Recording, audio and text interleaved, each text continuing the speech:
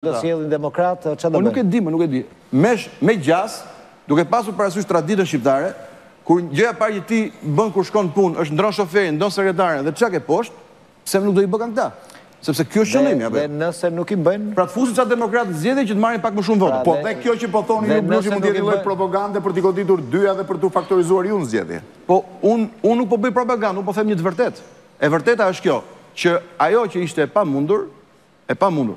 Dhe për Shqipërinë e dëmshme, pavarësisht në interesin tim personal, është e dobishme, ishte që Sali Berisha me Edi Ramën bën një qeveri mas 27 vjetësh. Sali Berishën e fut kot në mes, sepse ju dëgjova dhe në parlament. Po është qeveria Sali Berishës dhe Edi Ramës. Janë bashkarisht të dy. Vetëm një minutë. Bashkë qeverisin. Në këtë studio kam qenë, një sekond, ta e ullur atje, po, në muajin shkurt.